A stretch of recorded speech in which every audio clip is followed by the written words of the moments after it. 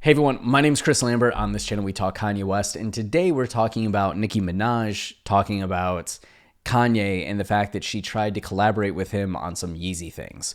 So this is a story that she ended up telling to Joe Budden as she was recently on Joe Budden's podcast, and we're going to read this article here. So the monster rapper sat down for a YouTube interview, which, my goodness, we always talk about with Ye, they're always like the stronger rapper, the yikes rapper, the all falls down rapper.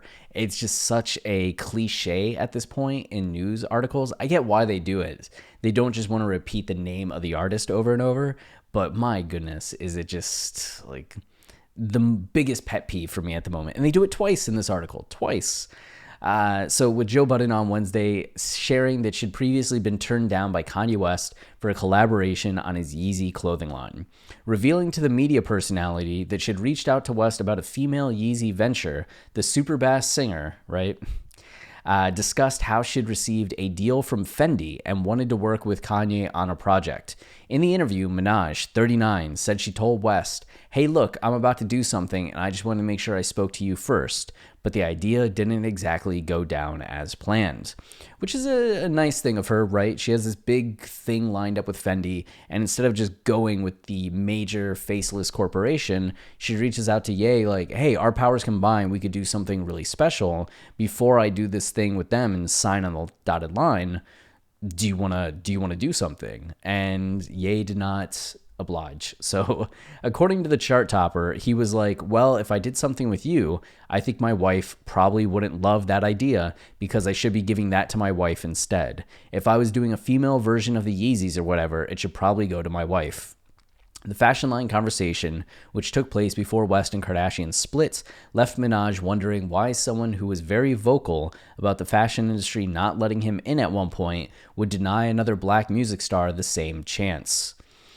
So if a black female rapper who you know has just shown herself to be sellable in that space, and this is not from Joe Schmo from down the block, this is from Fendi saying, right, all of these things fall right off the shelf, then when I come to you as a black man that I look up to, I'm doing that because you inspire me, because you said the fashion industry didn't want to let us in, even though we're so influential.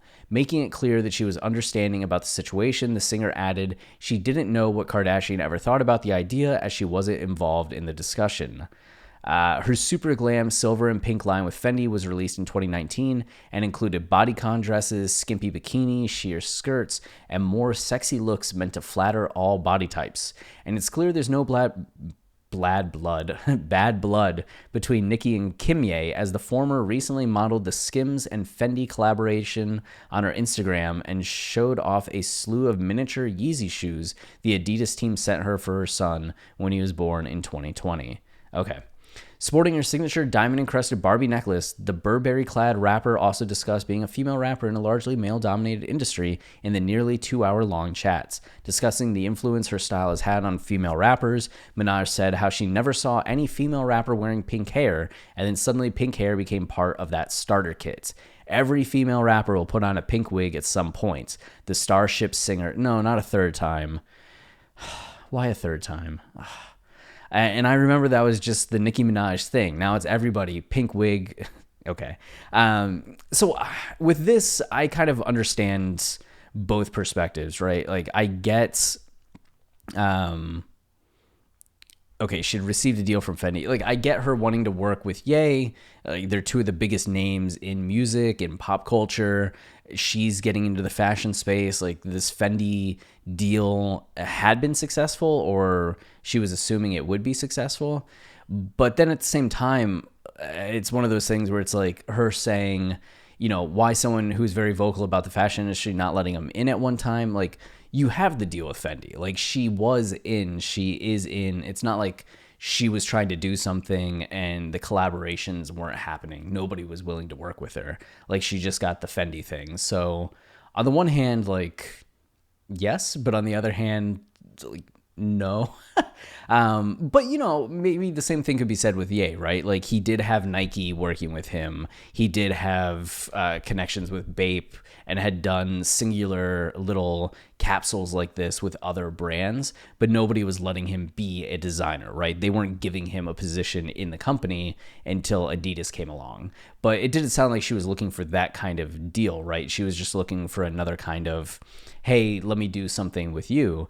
And I get where Ye's coming from as well, because it's not like Kim was out of that arena, right? It's not like she was a full-time doctor and had nothing to do with fashion. It's like she had Skims, she has other fashion stuff going on, not shoes, but if Ye was going to do some kind of female Yeezy line, you imagine it would be, since he was still with Kim at the time, with her.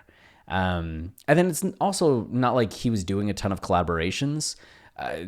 What collaborations has Yeezy had at this point? Like we've had the Derrick Rose Yeezys, but even those haven't had a big official release, right? They seemed almost like they were just for fun because Ye likes Derrick Rose, and maybe those will eventually come out, but it's not like he is collaborating with all of these artists but turning down Nicki.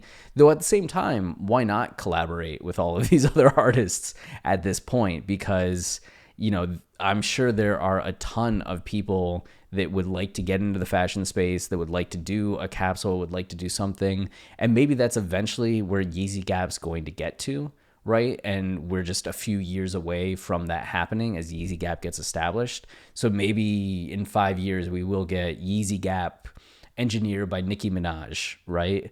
Right now it's Balenciaga. It'll be Nicki Minaj. We'll see something like that. But it does beg the question, will we ever start getting some more high name individual Yeezy collaborations?